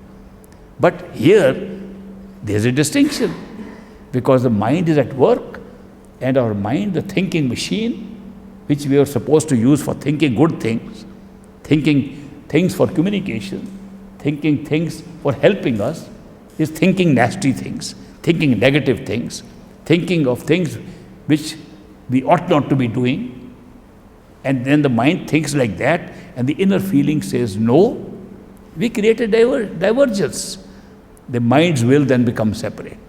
Sometimes that inner will, which is God's will, has been called conscience. Our conscience says, don't do this is wrong. The mind says, doesn't matter, once in a while is okay. The mind argues and allows us to go with temptation, with desire, with attachment, and makes us do things which are conscious. The inner sound is telling us, don't. Are we not departing from God's will? According to Rumi, that is how we depart from God's will, when we go away from what is being indicated, just because our mind says, don't follow it. Otherwise, you follow your inner voice, which is the voice of intuition, not of thoughts. And it is matched automatically by an external voice of coincidence. I'll tell you an example. You have to make a decision, and you say, should I do this or not do this? Circumstances are telling me I should. It's my duty. I should do it. Mind is saying no. Should I follow the mind? It's reasoned out, given me reasoning for doing what the mind wants. But the inner feeling, gut feeling is I shouldn't be doing it. The conscience is pointing to a different direction. And you drive your car, and there is an ad on a billboard on the road. Two words in that ad say, do what your conscience is saying. It had nothing to do, that advertisement had nothing to do with your problem. But the two words match. And you see, what a coincidence. I was thinking of this subject and it came on an advertisement outside. That's a sign that's pointing out that not only is God's will being expressed inside you through intuition, it's being expressed outside by coincidence, coincidentally saying that. So it's a surprising thing that I have noticed all my life, that as my friends have come on the spiritual path, the number of these coincidental happenings has been increasing and are matching what the gut feeling inside them has been saying. So therefore, God's will is expressed in more than one way. It's expressed by the circumstances and coincidences of life. It is also expressed by your intuitive feeling inside, which is not based on thinking, but comes suddenly at once. So that is why we say there are two wills. Otherwise, indeed, there is only one will. This is also a subject connected with what is free will. Do we have free will? We talk of man's free will. Man is making his own destiny by his own free will. Man is responsible for his own karma. If man has no free will, how could he create karma? How could he be punished or rewarded if everything is being done by God? God should be punished and rewarded, not man. If God is dictating everything that you have to do, why are you being punished or rewarded? So, this is a very deep question, has been debated for thousands of years. Do we have real free will or not? And people have come up with various kind of slogans. We have limited free will, we have restricted free will, we are tied up in a rope. Within the rope we can move, we can't move out, and all kinds of explanations. None of them appeal to the basic truth that if God's will creates everything, how can you have even limited will? If you have limited free will, that means God doesn't know what you're going to do. He's supposed to be all-knowing. If it is true that God is omnipotent, omnipresent, omniscient, which means knows everything, He must know what you're going to do, whether you're doing good or bad. If He doesn't even know, He couldn't be God by definition. Therefore, if God knows everything, there is no way we can have any limited or restricted free will or any free will at all. Now, this is how a friend of mine, studying in school at Harvard Business School, he was very interested in this subject, to discover how the law of karma can operate if we have no free will. It cannot operate. That God is operating everything. How can we be punished or rewarded for something which is beyond us? We can't even do it, help it. So he came to the conclusion one day that we have no free will and karma is merely an illusion if God knows everything. And he rang me up early morning. He said, Eureka, I found out. We have no free will because all definitions of God in every literature, in every religion, in every spiritual doctrine, everywhere say God knows everything. If He knows everything, we cannot have free will. I asked him to come quickly to my apartment so we can discuss this a little further. And I did a little trick. I prepared a tray with 3 cups on it and placed tea in one, coffee in another, and left the third empty. When he arrived, I said, will you have tea or coffee or nothing? I've got all 3. And don't use your free will, you don't have any. He was stumped. He said, all my discovery you have destroyed with 3 cups? And now you are forcing me to have free will? I said, I am trying to prove to you, not only you have free will, you cannot escape free will. Every day we are being challenged by choices which we have to make. And the only instrument we have to make a choice is free will. How can you say you have no free will when I am saying, will you have tea or coffee? How will you decide which is God's will? You have to decide as a human being. You take tea, coffee or nothing. I want all 3. The moment options are put before us, the moment there are different ways of dealing with a thing are in front of us, we have to use free will. So free will must be real, has to be there. We can't survive without it. Every day we use free will. We use free will every second of our life. We make choices all the time. How can we say we have no free will? Therefore, the subject of free will needs a further deep study. How does it work? Now, it works in this way, that what we have to choose and how we choose is predetermined. I explained to that man, I said, now I have been a devil's advocate, telling you that you have free will by presenting the 3 cups. Now I want to defend God and want to say how you have no free will. How will I describe it? I said, look at the choice I gave you. I gave the choice to have tea or coffee or nothing. Now you are making a free choice in your head. What should I take? There are factors in the head built in by which you are making a choice, if it is free. If you are influenced by somebody, that is different. But if you are using your free will, that means freedom of choice. How do you choose? What are the factors in your head that make you choose tea or coffee? There are 2 sets of factors. Hereditary. Your genes may be carrying this from all your ancestors, they liked coffee, and therefore you like coffee. You might have been exposed to parents, relatives who loved coffee. It's come to you from the genes, genetically. Or it could be environmental. You have lived among coffee drinkers. You spent more time in coffee drinkers. You started having a taste of coffee. Therefore you liked. There is no third way of deciding tea or coffee, either genetic or environmental. And the point is, when I offered you tea or coffee, both these were totally fixed. You could neither change your genes nor change the environment through which you have passed. Therefore, the fact is that if I could read these factors of choice in your head, I could predict beforehand that even freely you will only choose coffee. Where is the free will? It's gone because it's governed by something that at all times is fixed. At all times we make a choice. These 2 factors are fixed. Therefore, the truth is that we have no free will. It is determined by these factors, which we are unaware of. It is ignorance that makes us have free will.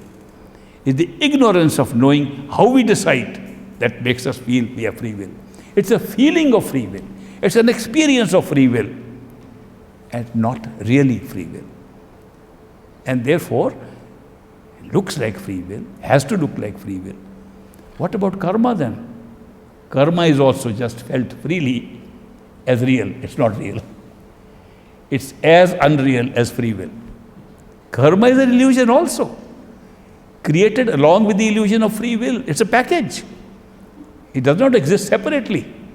So long as you believe you have free will, you have to accept karma. When you find out there is no free will, you live in the will of God at all times, there is no karma for you. Karma is being created by the illusion of free will, and you create the illusion of karma and go through it. When you rise above the mind, there was neither any karma nor any free will. It was only one will of God prevailing. You can find it within yourself by meditation. The knowledge that comes through meditation is immense. You get to know exactly how things are happening and why this experience of free will is there. I tell you, I have probably already told earlier about my experience with a bhatra. I was talking to people last night at dinner table after we left, that there is a group of people, they wear turbans like a Sikh, they wear beards, and they have a yogic practice. And that group, which is dwindling in size now in India, they're called bhatras. Not to be confused with barards. Sorry. Those bhatras have some special type of yogic practice by which they go into mind reading and they can read your mind. I had gone when I was young to an interview for joining the Indian Navy. And as I came out of the interview, I met one of those guys. He was walking on the street and he said, "Do you have a piece of paper?" I was carrying a lot of paper with me for the interviews. I said, certainly, he might need a paper to write something. He said, do you have a pen? I gave him my pen. And he began to scribble something on it. Looking at my eyes, he was writing on the paper. I said, there's something to do with me. I'll see what happens. Then he folded that paper into many squares, made a little piece and put it in my hand. He said, hold it in your palm. Have you more paper? I said, yes. Now write the name of a flower. I said, I know what he's trying. We used that trick as a child. He knows that the most common flower is rose. When they say, write the name of a flower, we first tendency to write rose. He is expecting me to write rose. And I am going to call his bluff off. This interview took place in Uttar Pradesh, in Lucknow, and I said, I'll think of a flower. It does not exist here. I'll think of a Punjabi flower. He can't even imagine. And I thought of a flower called chameli. It's not commonly known there.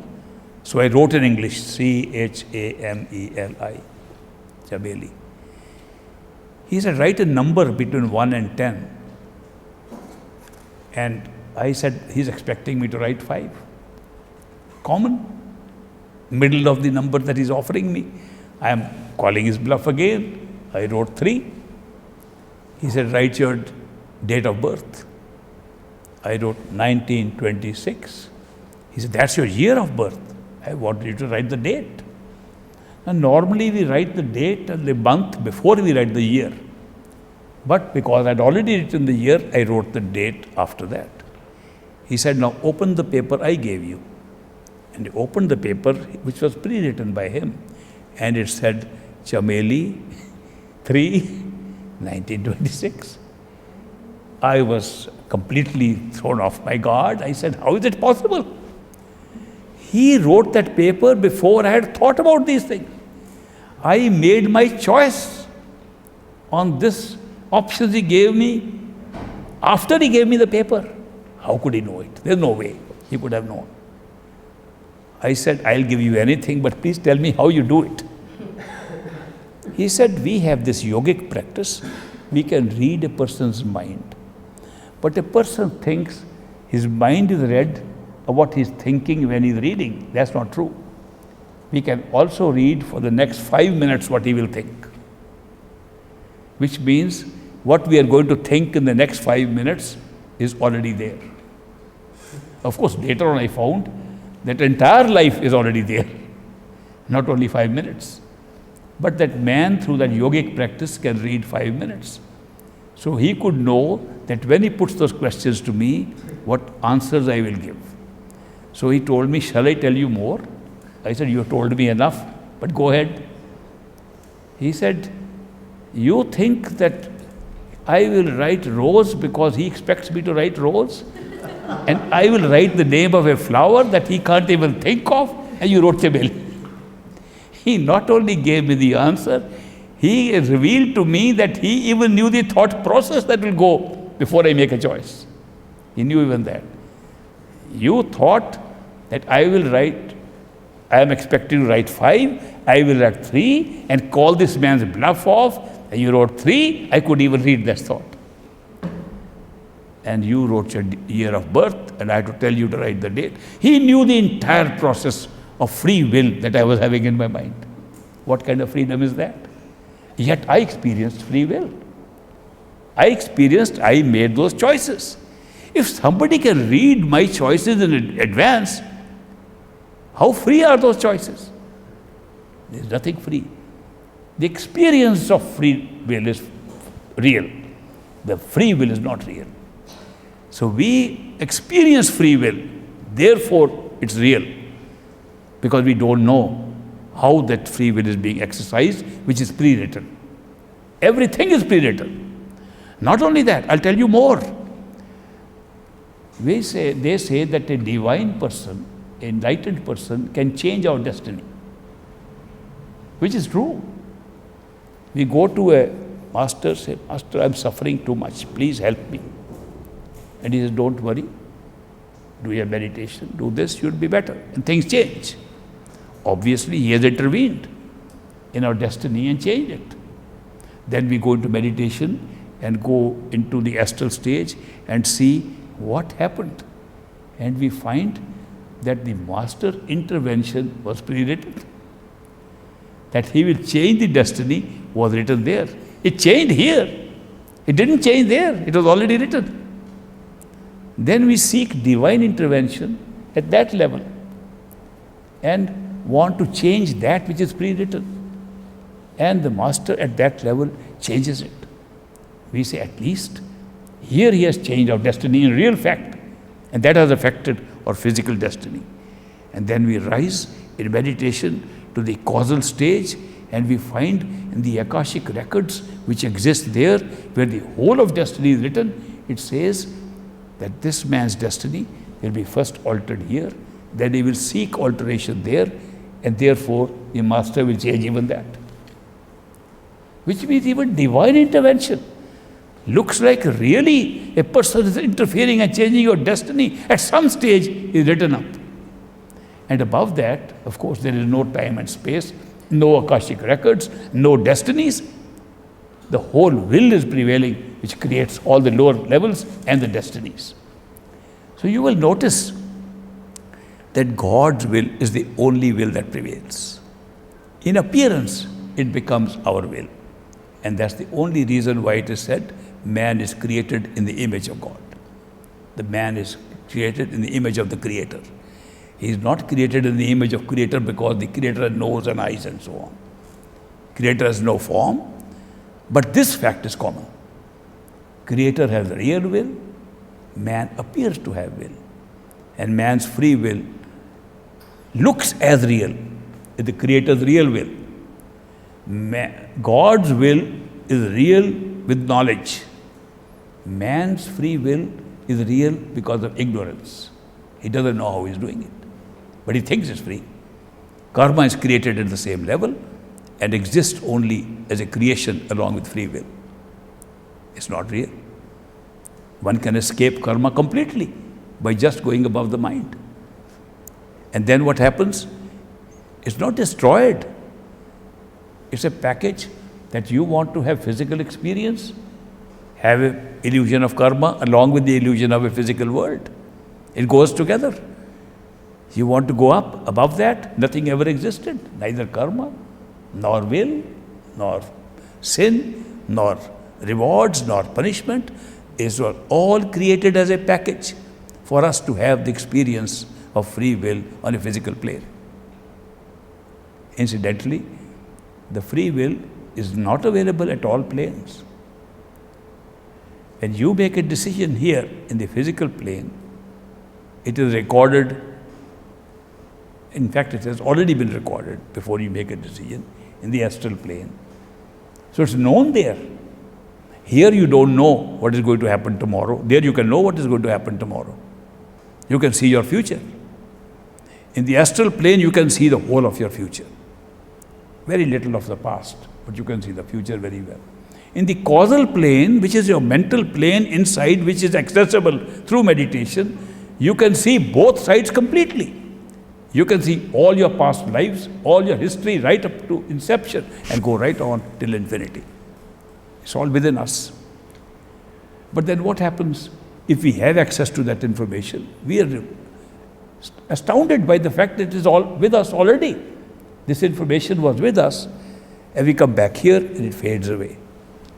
Just like we have a great experience in a dream, when we wake up, it fades away so fast. After 5 minutes, you can't even remember you dreamt. Like the dream fades away, higher experiences also fade away. Why do they fade away? To make this a reality. It's one of the features to make it real. To create reality, to enhance the experience of the illusion, you have to make it as real as possible. And that is how it is working. And what a beautiful show. What a wonderful, cleverly designed show. I can't think of any way to improve it. Great Master offered me once. He said, tell me some method we can improve the structure of this creation. I looked at the grand picture, there is no way you can do it. It's too perfect. In small parts, it's totally imperfect. In the grand picture, it's perfect. Similarly, people say our life has a lifespan and we have a karma to go through that makes one life. Can we extend it? Will it be better if we live longer? Is it better if we live shorter? And when you look at the ramifications of living longer or living shorter, you say, thank God I am dying when I am dying. It's the right time. Everything appears right in the big picture and appears wrong in the small picture. So that is why it's good to see things from the top, to be able to see, have a glimpse of what is going on from the top. So you see everything, how it's being created, how it's working. And that's very beneficial at every level. Even though it fades away, the impact is one that gives you happiness, intoxication. One of the things that happens through meditation is an intoxication without alcohol, intoxication without drugs, intoxication with nothing but the inner experience. It leads you into a state of bliss and intoxication nothing else can create. And while the actual experience, the memory of the actual experience may fade away, the intoxication does not. So we had people, great master disciples, who had great experiences. We used to call them mastanas. What is a mastana? Intoxicated guy. They were intoxicated with the experience. Even if they were living mundane lives for us, they were still intoxicated.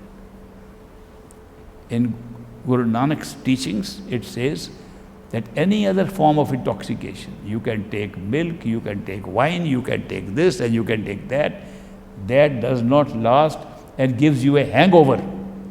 But this intoxication of meditation is everlasting and no hangover. So it's a great opportunity for us, wherever we get the opportunity, to practice this kind of natural meditation, a meditation that does not require artificial means, is based upon what already exists in us. Everything that is needed for good meditation exists already in us. And all we have to do is to go within, not outside.